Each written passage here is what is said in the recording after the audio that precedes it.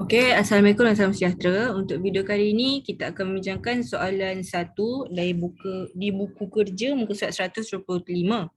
Okey, soalan nombor 1 ni berkenaan dengan perniagaan Surabadi. Okey, so dekat perniagaan Surabadi ni dia ada bagi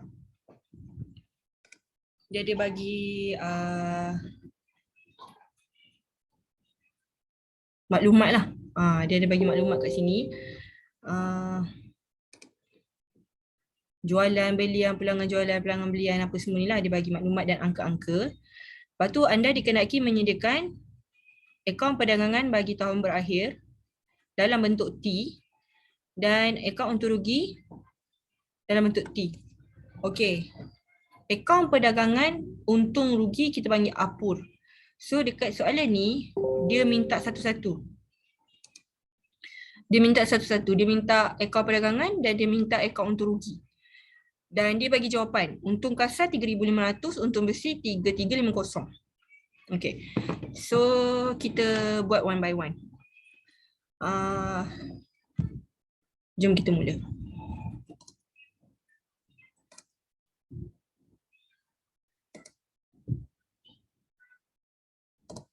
Okay, tapi sebelum kita mula,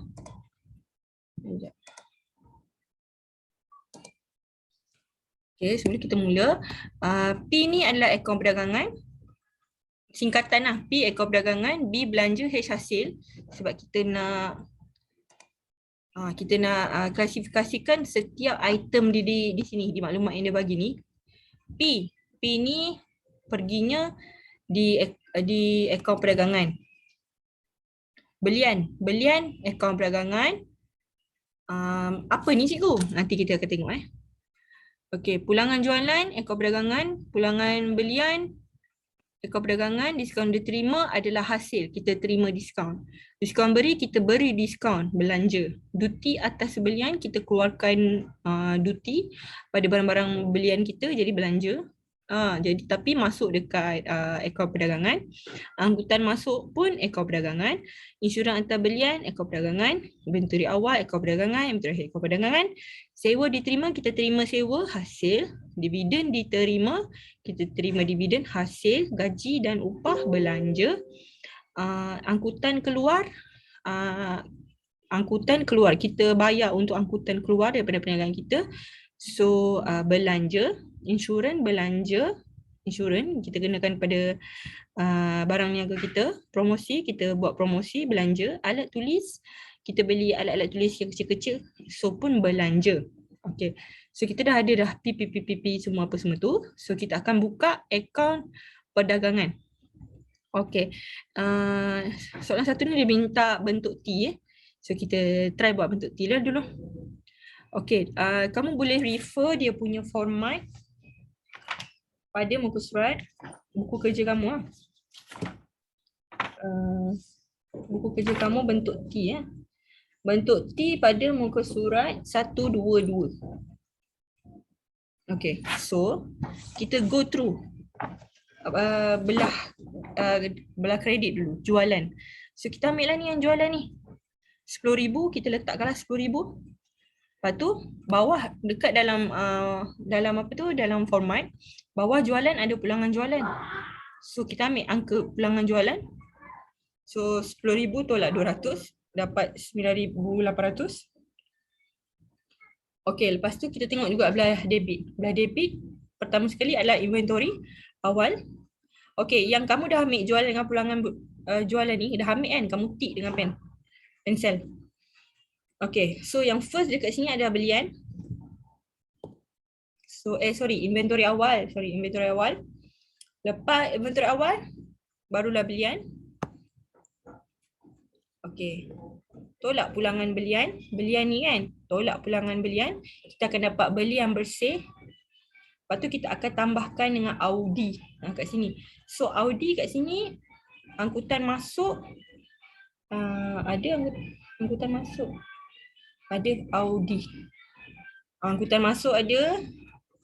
Upah atas belian tak ada. D. A, angkutan masuk. U, upah atas belian. D, duty atas belian. Okay, dah masuk. I, insurans. Okey, so kita akan yang ni, belian bersih ni tadi, tolakkanlah dengan 3 item ni. Kita akan dapat, tambahkan dengan Audi. Kita dapat satu angka baru. So inventory awal kita tambahkan dengan angka ni. Kita akan dapat KBDJ, kos barang untuk dijual sebanyak ni. Dan kita akan tolakkan dengan inventory akhir. Tolakkan angka ni semua ada di soalan. Okey, tolak.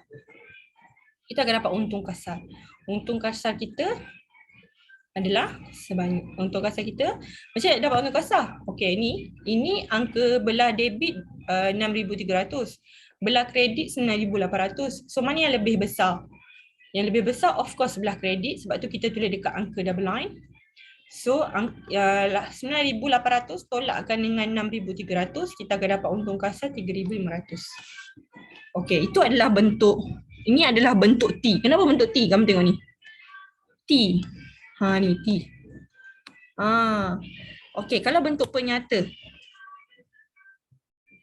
Okey, bentuk penyata nanti kita pergi pada B dulu. Okey. Ini untung kasar ni, angka untung kasar ni kita akan bawa turun ke akaun untung rugi. So, kita sekarang buat akaun untung rugi bentuk T, bawa masuk tadi untung kasar. Daripada atas tadi kita pergi ke sini ikut format pada muka surat 122 juga.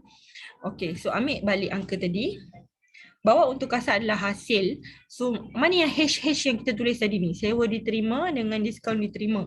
So, kita tulis dekat bawah untung kasar dan dividen diterima. Dividen diterima ini. Sewa diterima, dividen diterima sini. Okey. Lepas tu kita tambahkan dapat angka tersebut, dan dekat belah debit sini semua ni adalah belanja. So diskaun diberi, gaji, angkutan, insurans, promosi, alat tulis, semua ni adalah belanja. Jadi kita masukkan dekat belah debit dan kita cari total dia adalah 1,200. So mana yang lebih besar? Debit 1,200 ke kredit 1,445? Of course 11 ni. Jadi kita ambil angka yang lebih besar, kita letakkan dekat double line. Double line dulu untuk mencari untung bersih. Ambil angka yang besar, tulis kat sini, dan angka yang sama ni tulis juga di belah sini. Jadi 4,550 tolakkan dengan 1,220, kita akan dapat untung bersih. Itu saja untuk soalan 1. Okey, saya teruskan dengan soalan 2. Macam tu juga, soalan nombor 2 kita buat untuk buku Ahmad pula. Dia bagi maklumat kat sini. Jadi kamu senaraikan P, B dan H. Okey, BB dan H, jualan hasil tapi masuk dekat perdagangan. Kenapa masuk kat perdagangan? Ini kita ikut format ikut format, angkutan keluar, belanja, sewa dia terima hasil, insurans atas belian adalah perdagangan, alat tulis belanja, pulangan masuk perdagangan, angkutan masuk perdagangan, inventory awal perdagangan, inventory akhir perdagangan, belian perdagangan, angkutan keluar perdagangan, upah, belanja, diskaun diberi belanja, diberi terima hasil, insurans belanja, promosi belanja. Okey. Ini semua dekat dekat format. Format. Okey. So first kalau jumpa soalan macam ni, kamu kena pasti dulu tulis kat tepi ni bagi memudahkanlah. Okey, so kita buat akaun perdagangan, bermula dengan jualan, ambil angka jualan daripada soalan lah. Okey, so saya laju cepat-cepat, masukkan je ikut format. Okey, berbeza dengan yang ni, dia terus minta akaun perdagangan dan untung rugi bentuk T. Yang ini short form dia APUR. Short form dia adalah APUR. Tapi ni bentuk T. Ni bentuk T. Okey. Alright, so kita masukkan saja. Sama juga macam tadi, cuma kita terus terus turun bawa untung kasar kat bawah ni. So macam biasa juga, yang ni adalah hasil. Kat sini, belah sini ni adalah belanja. Okey, so kita buat je macam tadi. Tetapi beza yang kat sini, belah debit ni lebih besar. Sini 1,300, sini 800. Berbeza yang tadi belah kredit lebih besar. So bermaksud kalau belah debit lebih besar, kita nak samakan, kita dapat belah kredit kat sini, baki HB, tapi kita panggil dia sebagai rugi bersih kerana pendapatan lebih rendah. Ini pendapatan lebih rendah daripada belanja semua ni. Hasil lebih rendah daripada belanja. Sebab tu kita akan dapat rugi. Okay. Alright. Okay. Itu saja. Okay, selamat mencuba. Selamat mencuba. Tak mesti wajib buat saya punya kerja tu. Okay.